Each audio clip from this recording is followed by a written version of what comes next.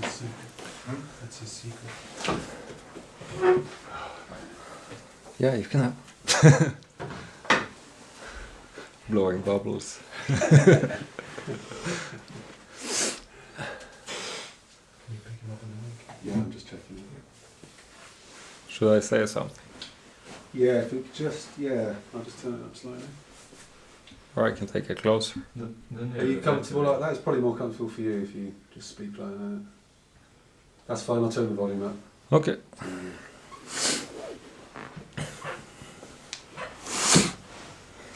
Okay. So I'm going to, or I was wondering what I was going to talk about for some time. Kim Rinpoche asked a few weeks ago for John and I to have our talks, or to talk at this retreat. And I was wondering what to talk about, and usually it doesn't work to force it. Like if you kind of search your brain, it doesn't work very well.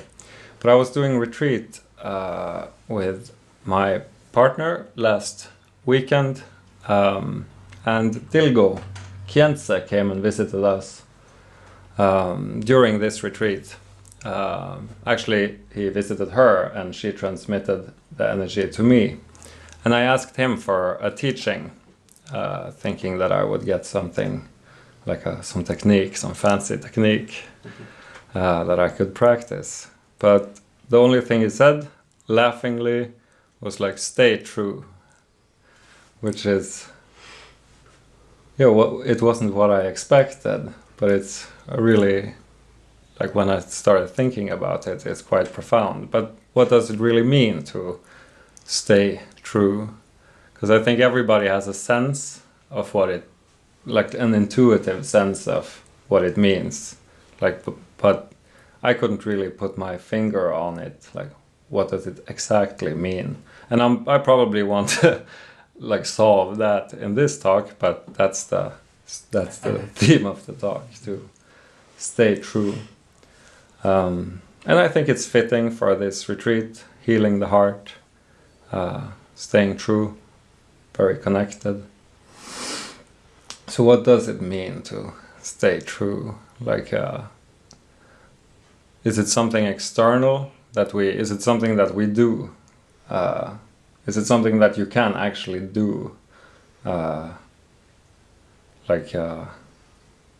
Follow, like come to some conclusion of what is staying true and then just following it mechanically, like an ethical system or something like this. But it doesn't feel right that it should be just following something external, some external teaching. And if you look at the world with ethical systems, when you if that's the only aspect of it, it turns into extremism quite fast. So I don't think it's wrong, like these precepts and taking vows. It's nothing wrong with it, but I don't think that's the whole story of staying true. I think, for example, in Buddhism, or in like basic Buddhism, to put it like that, there are 5 precepts, which I think they come from a background of staying true, but I don't think it's enough to just follow something like that. So then it could be like a set of qualities staying true, but it doesn't really make sense either that for example, we have the paramitas in classic Buddhism. There are different sets, but the general idea is that there are like these qualities that you see in enlightened beings, and through either like practicing them or accessing them, depends on the view. If you practice them or simply access something that is already there, but still I don't think that practicing something practicing a set of qualities hits home with staying true. It might be a part of it, but it's not the whole story. So I was thinking, when I was living in the center in Tammisari, in the Open Heart Center, Guru Rinpoche suggested me to do this longer retreat, or an intensive practice period. And it was like 3 months was the idea. And I was really enthusiastic. Yeah, I'm going to do this. 3 months, that's nothing. I think 1 month in, no, it was a little, yeah, 1.5 months in or something. Kim and I had a barbecue, or had a bonfire. There was a cabin like a small bonfire cabin in the garden. And at one point he asked me how the retreat was going. I was like, oh, because I hadn't, after a month or so, I kind of fell out of the pattern, the retreat pattern, and then slowly, it degraded into just normal sitting time. But that wasn't the idea that I had set myself out to do. But I said something like, no, I think I'm focusing more on the practical, like writing, combining it with sitting more, but there was something really, the feeling when I said it was really wrong. This isn't true, basically. And that feeling was really it was really kind of strong, really like a kind of nauseous, like a really sticky thing. So I think that we are looking for something closer to an internal thing with staying true.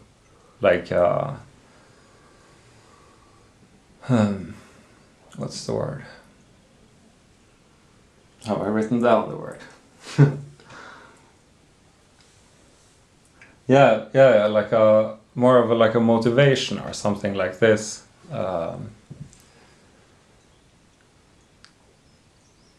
Because what I had done, I had set something external with a retreat. There was something external, a task that I had set myself out to do, and when I didn't do it, there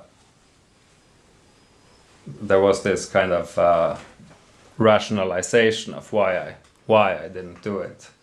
But I think it was kind of a motivational problem. That it started out, the motivation was super clear in the beginning. This is what I want to do. Really, it was very clear. But then it kind of degraded into this stickiness, this sticky feeling.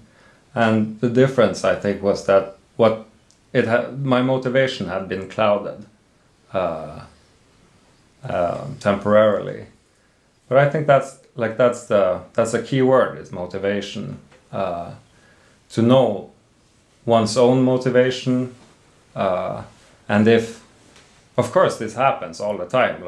You set yourself out to do some task, and at least for me, I cannot speak for everybody else, but it's quite often I don't finish what I set out to do. But it's but I think as long as you keep going back to clearing the motivation, that's a key thing. So, how to clear the motivation, and I don't think there is one way here. But of course, asking yourself what your own motivation for practicing is. It your own happiness, which is for me, that's a part of it. My own. I don't want to be in. I don't want to suffer, of course. But I think it's in your. When you asked Yeshet Sogyal during the last session, it was for the benefit of all beings, and it's included. And before that, Kim included it. Before that, a lot of teachers always like includes all beings when they as like as a part of the practice. So, and I think that like why are all beings included?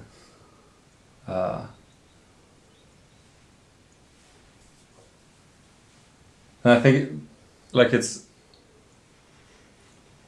of course one has to answer this oneself, but for me it's quite like there is this clearing effect, and I suspect that it has a clearing effect on other minds as well, but this including all beings has this immediately clearing up effect.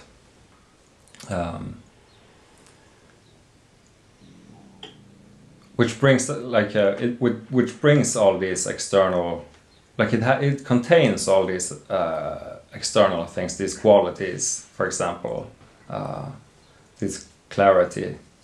It contains the clarity that is revealed through including all beings. Contains all these qualities. That microphone, by the way, is turning more and more this way. Maybe that's a sign.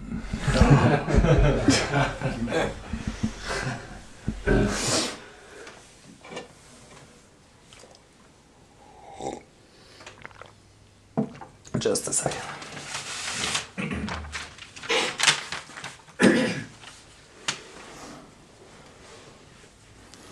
Yeah, and for me, when I started practicing a few years ago, Maciej Glabdron was the main master of Open Heart. And I remember I think it was like during the first week of practicing Guru Yoga, I got this sense of like all beings. Like if we are going to do this thing, it has to be all beings, like for all beings, not only yourself. And I think that has helped me a lot because I fuck up a lot, and I think other people fuck up a lot, but it's kind of always coming back to this, clearing your own motivation, and for me, like seeing that it is for all beings and remembering this, that it's for all beings, it's not just for me. It's kind of a safety valve. If things get very sticky, then you can just, or it clears up if you go back to this motivation. And I think that if people are stuck in their practice, I think clearing the motivation is one. Like there could be other things, but I think that's like a way to start. Just asking yourself, what is the motivation for practicing at all?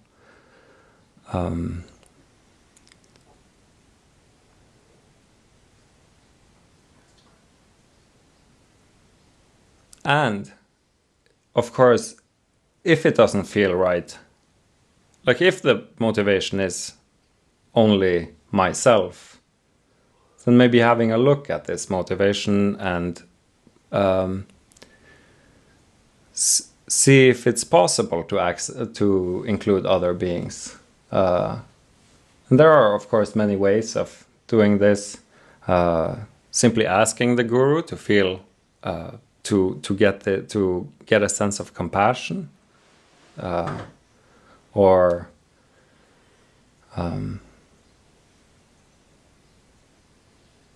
there are analytical meditations, like for example asking yourself what is the motivation, not necessarily thinking too much about it, but just see what comes up. Several ways of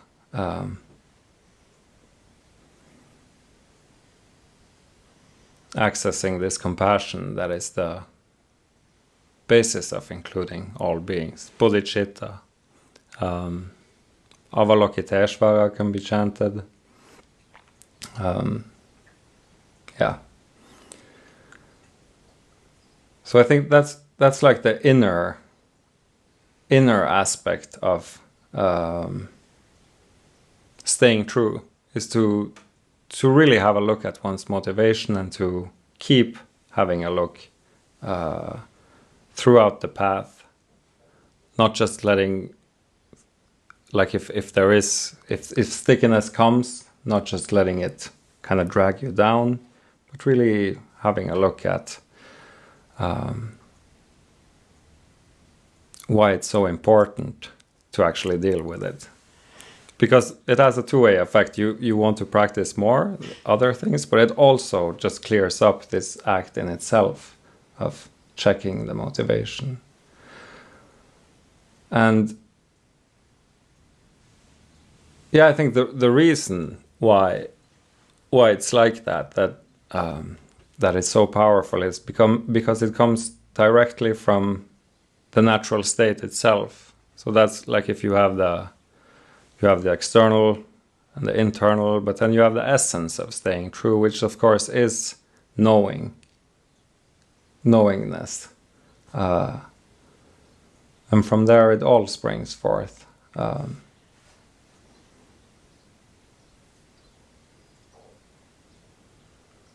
Did I just ruin it by ending it now? It all ends with Dzogchen, you know. So.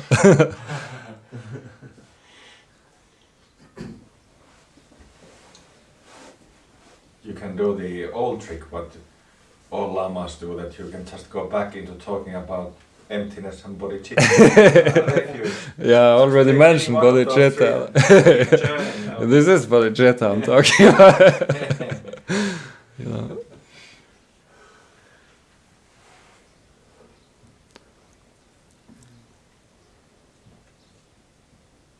Yeah, so I think what Dilgo meant with when he said stay true to me, since I'm not a Buddha, so it's not always perfectly clear, is this keep checking the motivation, keep going back to the basics of the motivation, and really get that point clear, because it's much easier, even through the most shittiest times.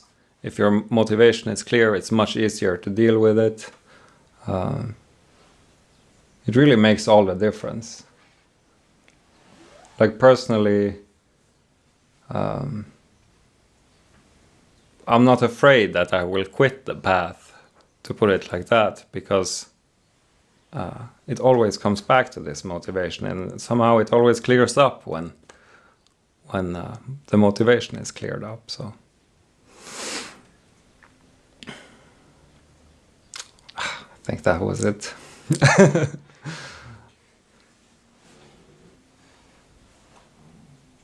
I can spend a lot of time with these questions.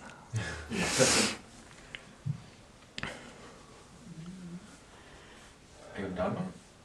I'm thinking about it, if I'm done, or I'm feeling.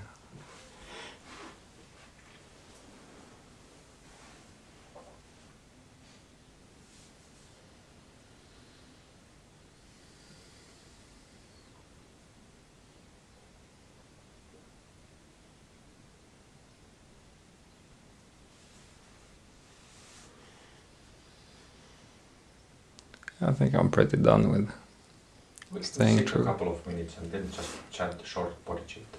Yeah, I think so.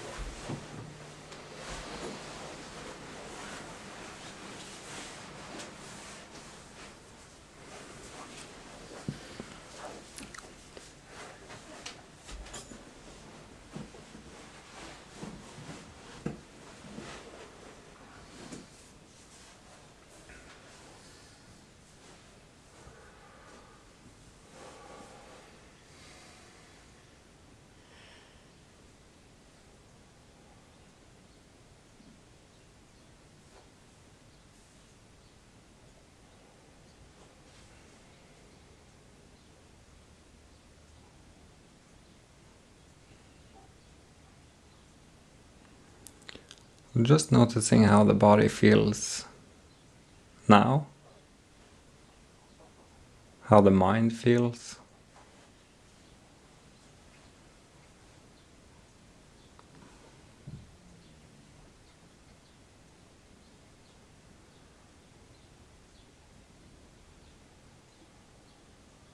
And then first we can actually internally, like mentally, just say, may all beings be free. May all beings be free. Including everyone, and just see what happens.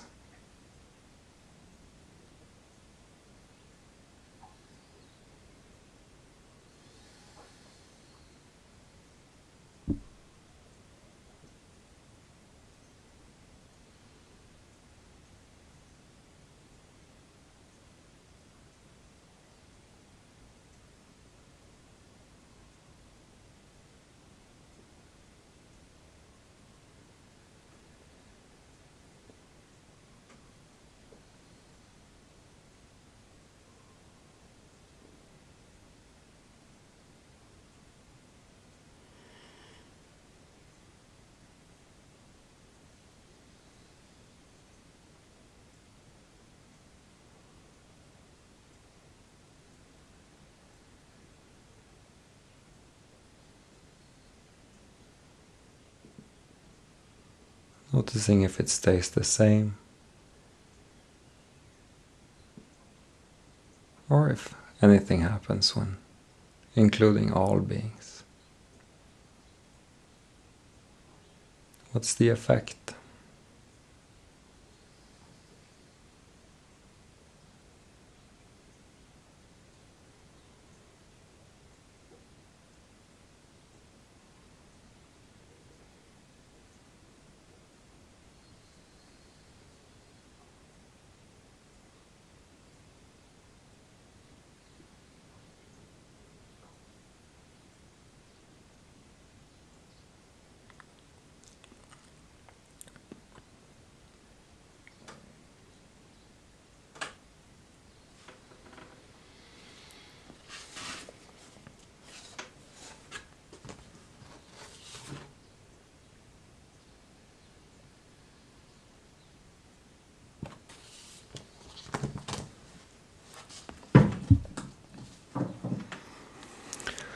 And then let's try to just chant it.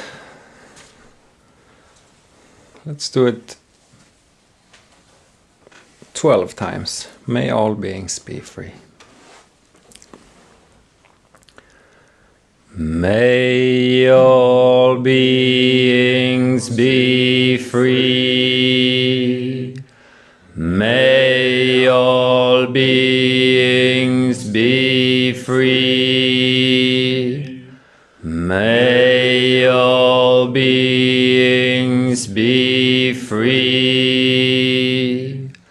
May all beings be free. May all beings be free. May all beings be free. May all beings be free. May all beings be free.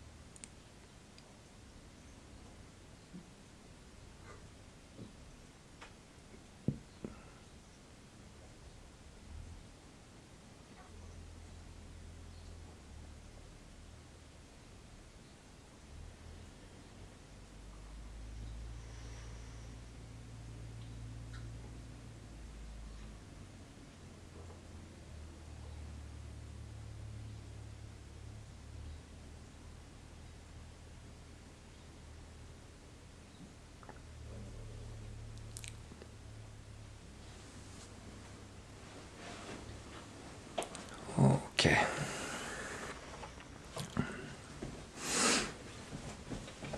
Okay. And we can sit some more.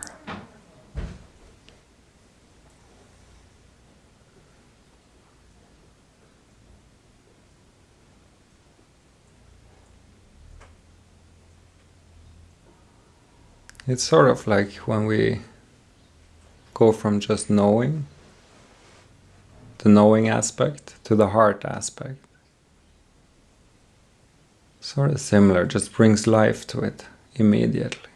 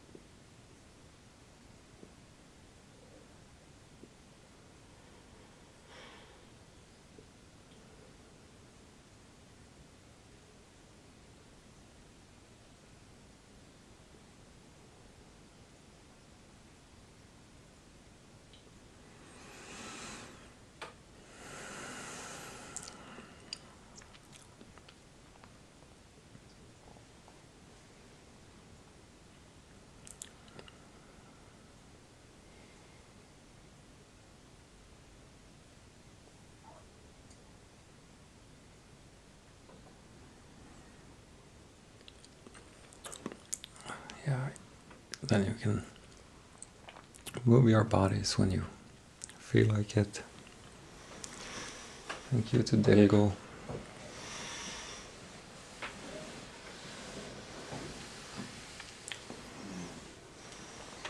So, did you want me to answer the questions that from yesterday? Sure. Yeah.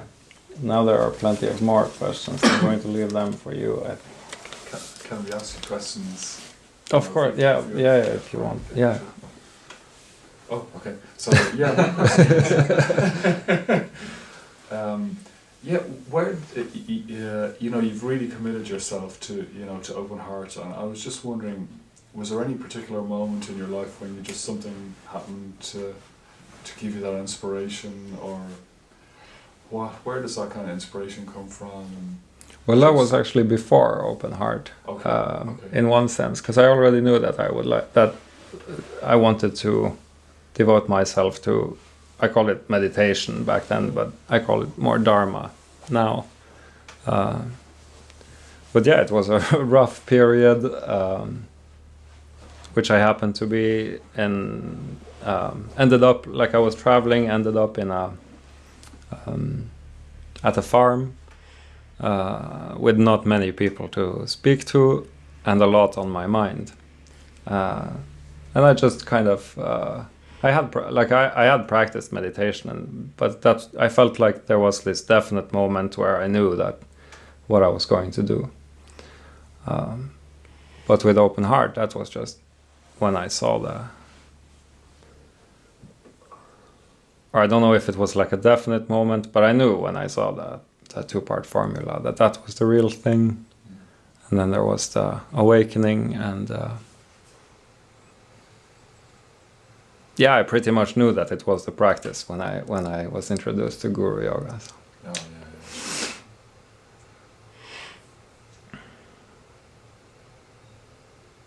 Was that an answer? Yeah, that'll do. Karl, That's good. regarding motivation, right? I think of motivation in very, very simple terms for myself, and it's something that makes me. If I don't get practice in the morning, I generally don't get a practice done in the day. So starting the day is important to me, and it's that motivation that gets me out of the bed to start. Therefore, there has to be something there that draws me to it and makes it actually worthwhile. Can you say to me that in fact it's purely for you, that it's actually for the benefit of all, that all beings may be free? Is that what actually, whatever you talk about difficult times, right? And shitty times, but getting through those. What brings you through that? Is it that? All beings? Is that what comes to mind, or is it, what is it? Yeah, that's one of the most powerful motivations for me. If you can also like take it down a level from like if you say, for example, I have the opportunity to help out with Open Heart, and I believe that Open Heart is one of the a really great method for alleviating sufferings for all beings. So just this, get yourself together, do the practice, because for example, if there is a really rough time, sometimes you don't want to practice. Like it's the last thing you want to do because it doesn't feel very great. And so, but still doing it just because it has to be cleared out, because there is much to do with Open Heart that is better to do with a clear mind. Does that make sense? But I wasn't sure about what you meant with I think it's commendable about that for the freedom of all, all beings may be free. But is that what actually makes you get up in the morning during those crap times and actually makes you? Is it that, or where does Karl come into it? Where does Karl come into? Yeah. Okay, but yeah, maybe not the actual thought, all beings like that, Yeah. but it's more of a background thing, and then there are more practical aspects, because even one practice session is going to benefit. It has how do you say? We call it for example, when you throw a stone, ripples. So it actually directly affects all beings, and if you go into the energy body, it's directly connected to other beings as well. So I mean, if it doesn't make sense at first, like if it sounds grandiose, it's all beings, and kind of chop it down, because and get to know that one practice session is actually contributing to it. Because of course, if it's just like a mental thought up there, it's not going to have. You have to feel it in a way, like, and then find a way to feel it. When did you get that feeling? When was the tipping point of where, like, did it start out that in fact it was Karl, like when you, meditation, and that you were going through a rough time, therefore meditation was actually helping you? Was that the motivation initially? Yeah, it was. Yeah, of course. Like I had a problem that I needed to fix. Yeah. But then I don't know where it came from that I wanted to teach it. And I remember before that I was, well, in retrospect, it was of course like a guru encounter, to put it like that.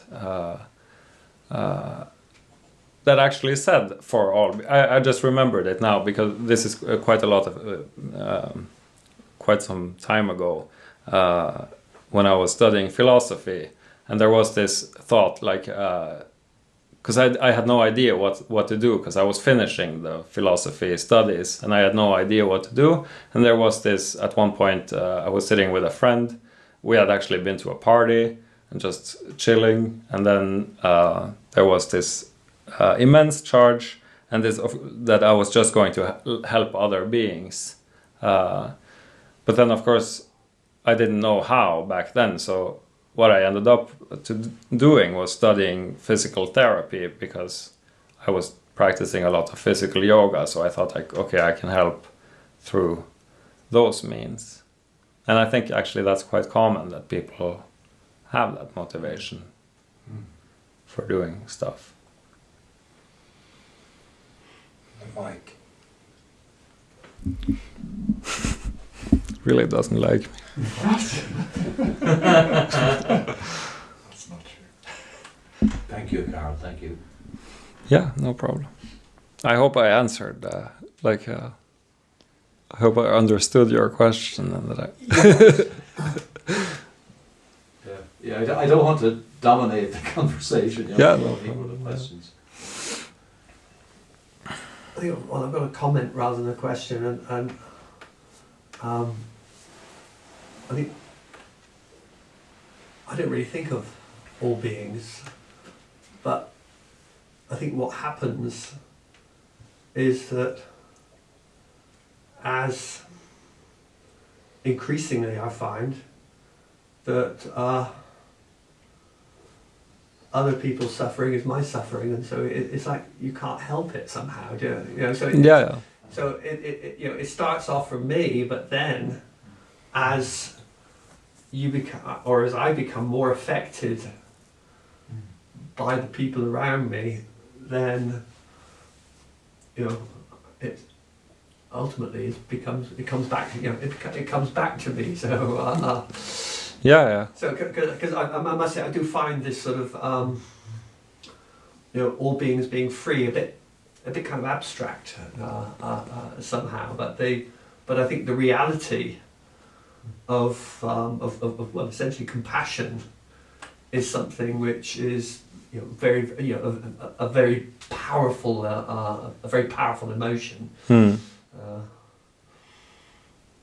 Yeah, I see. Yeah, and that's what I mean with the abstract thought. But like that's not what I'm talking about. Like the abstract thought of all beings. Okay. But it's like it's actually like a knowledge, like like really knowing that is your, Yeah. and that's something that I believe is already there, and it just needs to be accessed. So you kind of remove the other stuff. But of course, like as I mentioned, also for me, it was mostly for myself in the beginning. I had a problem that I wanted to fix through some method. But even so, it's like they speak of this now relative and absolute bodhicitta in Tibetan Buddhism, where the absolute is this natural, spontaneous compassion for all, for all beings. But then the relative is more like you include, like we do. We include in prayers until it clicks, like until it can be connected to an experience.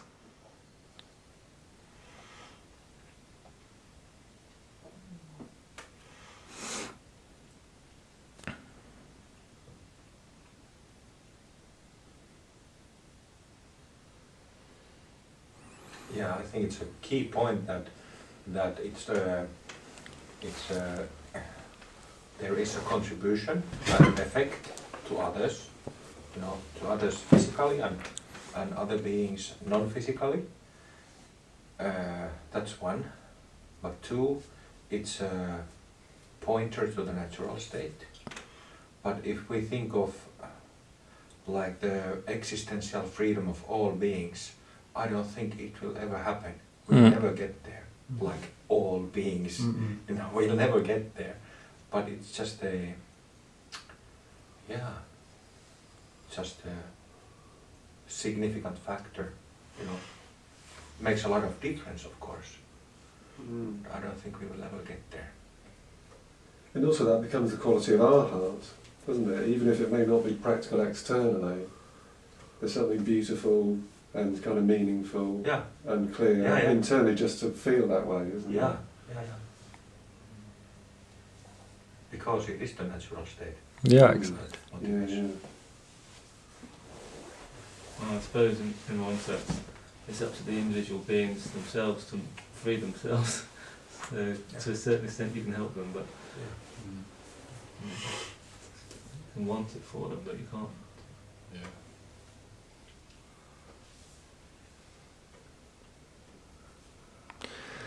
Yeah, any other questions, or should I do the written ones? Do the written ones.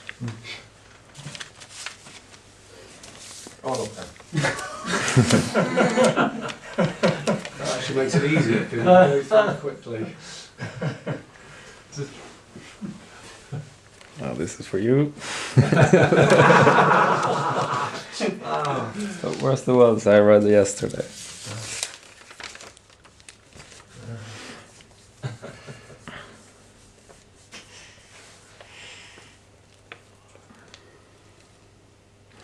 Okay, so here was one of them. During the body scan at the commencement of practice, I go into spontaneous Roshen in the chest, back, abdomen, neck plus arms. I go with it, and when finished, I proceed with the body scan. 1. Should I continue to practice like this? 2. I don't always have time to practice Roshen prior to practice. Yeah. I think like not fighting it. Like if it comes some movement, not fighting it, but not riding it either. Like you don't want to turn the whole thing into a Roshen practice. Just let it kind of die out on its own. And yeah, it doesn't always have to be practiced Roshen before the sessions. No, you have to. Yeah. Oh shit.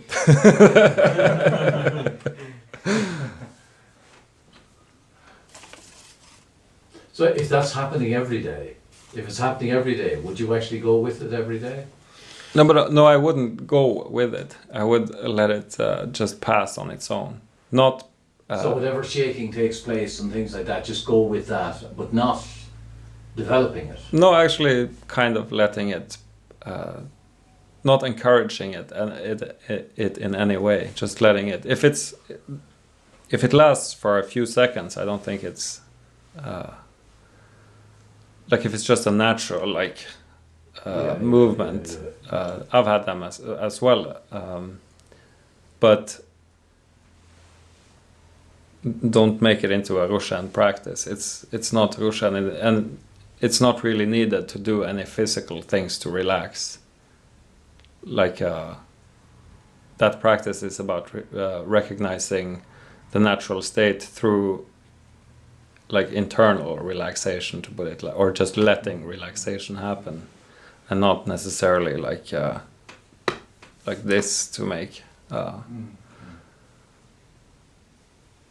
It's my question, and it's like I mean, I'm finding that this energy that's actually coming into me, even just when I start the body scan, before I get into real practice at all, just on the body scan, I find that in fact that it's here in the body, in the top of the body, and I just find I have to get rid of it. I get the same, Joe. Exactly the same. That's spontaneous Rushen. I think Kim at Christmas said the same thing. Just let it pass, but don't engage with it. Probably the thing to do is to do the Russian practice before the actual. Yeah, but also you don't have to do 30 minutes. You can do 5 minutes. Yeah. 10 minutes. Get the peak of it. Yeah. It's good. I think you recommended it. I think it was 2-part guidance. Sometimes just giving a quick. Yeah. Even I find something even quick like that was really clear. Can you show that again?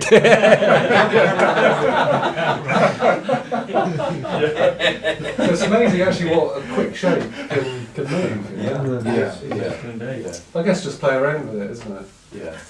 The other thing I've never had before, and it's a thing called restless leg. And I've heard people talk about having this, and they say, oh, it's a dreadful thing to have. I've never had it, and I kind of, what are they talking about? But gee, I'm starting to get this rest, when I'm actually meditating, it's there. Yeah. What, sort of shaking in your leg? No, it's the tenseness. It's tenseness, okay. Yeah. And it's just want to move and want to... But that's a good thing, Yeah, that's you know tough. how to deal with it, so you know how to work with it. Rushen THY. Yeah. That's very important to be tuned into one's messages, what the body is saying.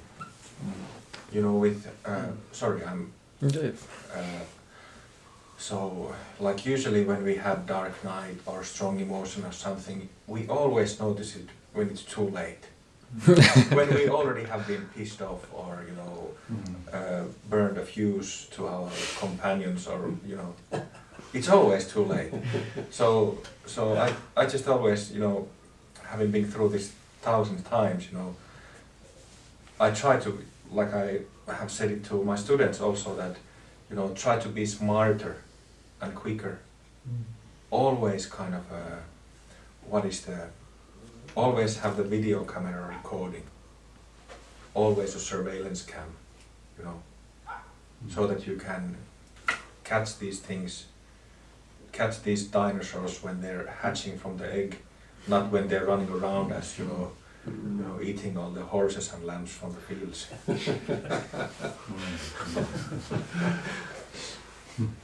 But I think that with these things, you don't want to end up having to compulsively move all the time. Move to get this energy, just kind of check it out, stay with it. I know the same thing. I also sometimes experience this build up of energy in the legs. Kind of, you just want to move like this, and it's really uncomfortable, but it's not dangerous. Yeah. Just one thing to add to that, sorry Joe, that Kim shared with me on the way up in the car. When I mentioned that to him, he also, something that's been really useful, he says, look for the emptiness in that energy as it flows. When the shudder comes up for me, I can find that, first of all, it's exciting, it's nice and it's new. I think, maybe something's happening, but just to stay as present as you can to the thing and just see the emptiness of that phenomenon as well. I think that's been useful on this retreat as well, just and that's why maybe you don't engage with it. Like you're saying, don't make a thing of it. I'm getting to Vipassana tomorrow. Okay, so there's another question, or several? Mike. It doesn't want you. Nope. Okay, you should be able to tighten this, I think. On this side. It's So what's going? Is the whole base moving, or just the top? No, it's this thing, but Cannot be tight. no. Oh. Well, I need a screwdriver. Yeah, I'm not going into that now. Okay, so what happens during empowerment is the first question. Yeah, so when, like we say that empowerment is given, but it's not really given. What happens is that the one giving the empowerment is including those who are given the empowerment in the kind of vibrational field, and then chanting and producing this vibration in one's own energy body, and that kind of automatically tunes the energy body of those present, so that they also can get a sense of the deities that are, or whatever it is the empowerment is about. And sometimes it's felt very strongly by those who, or it's felt very strongly or less strongly by those who are given the empowerment, and sometimes it's not felt at all, but on one level it's there, like the vibration is then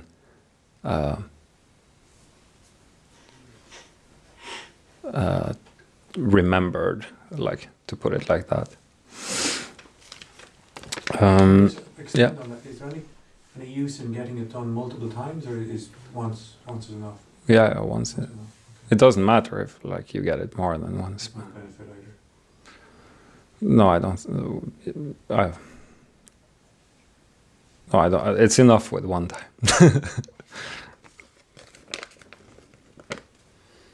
And what is the significance of breath holding, tensing, and tensing during Chandali?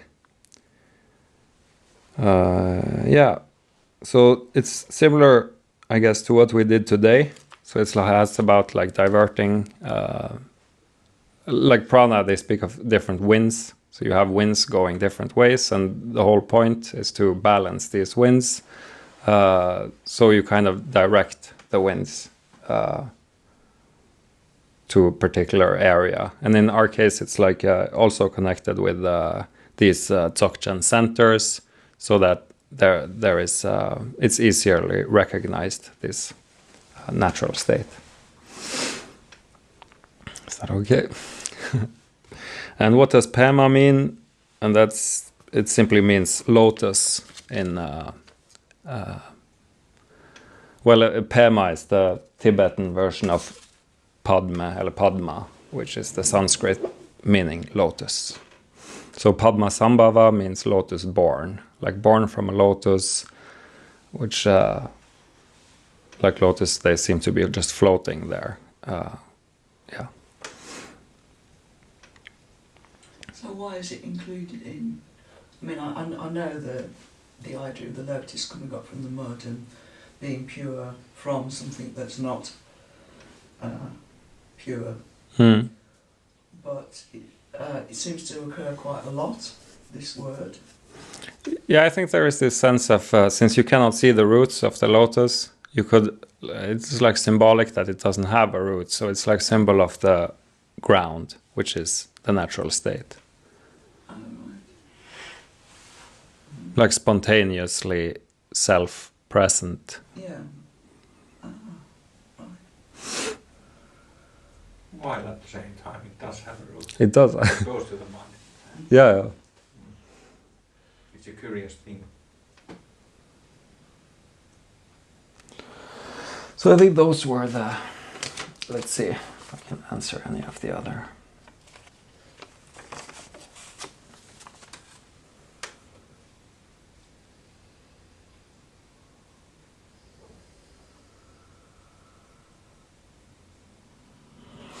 Okay, I'll try.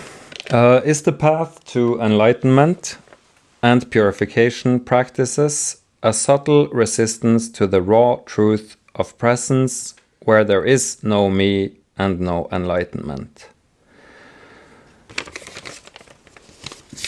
yeah, if there wasn't two truths, I guess, like if we didn't have a relative condition, which like is experienced very real, then I think that would be the case. But we kind of, it seems to be the case that a path is actually needed because there is so much stuff, so much delusion covering up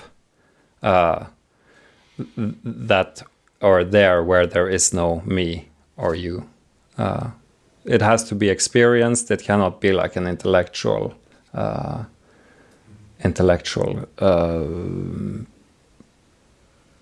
like hypothesis or intellectual truth that there is no me and you. It doesn't really matter if you believe that or not. Yeah, I think. Yeah, there was this teacher who said that like tries, I can't remember exactly how it was, but there was some similar notion like this, that there is no me and you, so no self, no problem kind of thing going on a forum or on Facebook in a thread. And he just said,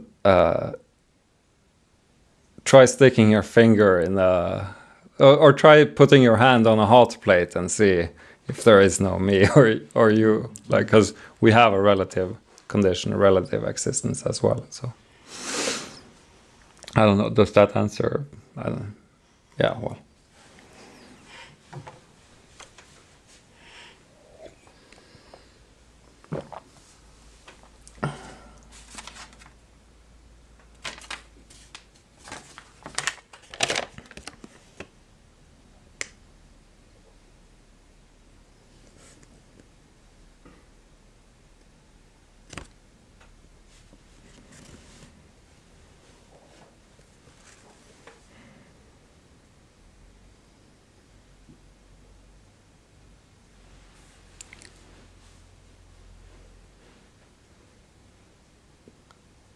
I can't actually read this. There are some words. I found the teaching about... I thought that was probably me. I thought I wondered if they were going to read this. I said I found the teaching about moisture. Yeah, in the heart and... in the heart, something useful. Yeah. Very, no. Probably very useful. You know, there's the sense of feeling the moisture, and I was just wondering if anything more could be said about. And I just thought about it then, is like, well, this might be going off the subject a bit, but what is actually the feeling of dryness? You know, I feel a dryness, and then there is a feeling of moisture, and I just, you know, I'm curious to sort of understand what that might be in a sort of a physical or a spiritual sort of, you know, what the difference would be. Well, you could use all kinds of, like flatness, richness. I'm not totally sure if I understand what it is that you want to... I guess it's sort of like, I found it useful because I hold a lot of tension, which also I thought, well, that actually feels quite dry as well. Mm-hmm. Dry, like a sort of closed down thing, and the moisture aspect of it was probably sort of closer to the natural state, which is, it's got this sort of element of fluidity about it. Yeah, it's a... and I just sort of thought it might be useful just to explore that a bit. Yeah, I see. Well, well, the moisture is like a pointer, like many other pointers to aliveness, richness, or like organic versus like not. What's the opposite? Like Inorganic. Yeah. But yeah, I don't. Do you have anything you want to say about it? Like. Well, I'm sure you understand already. No, experience is the key. So, just explore it. That's my answer.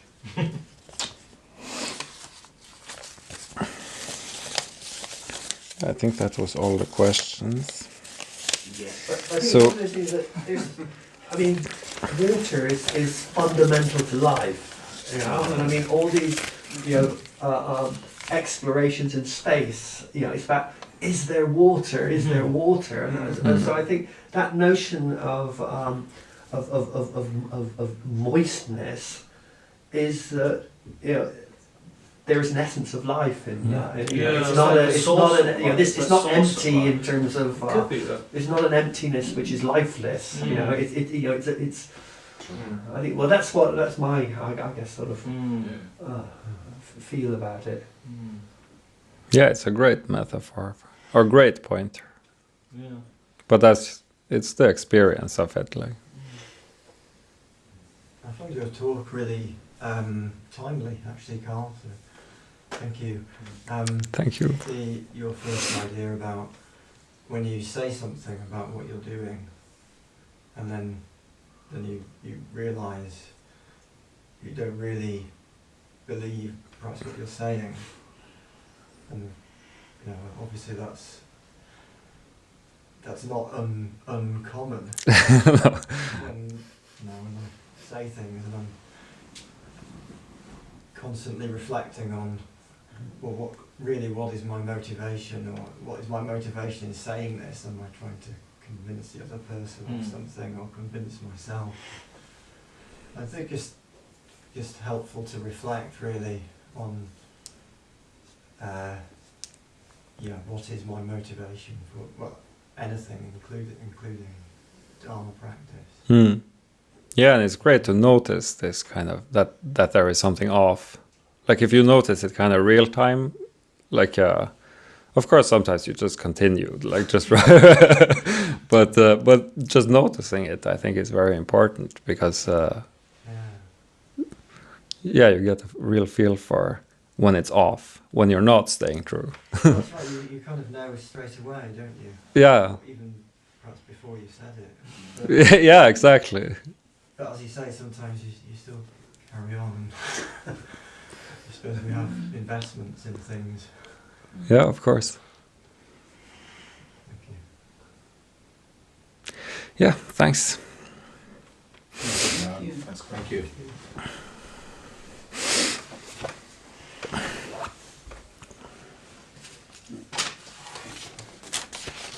Karl, can you also take those notes as you answered them? Yep.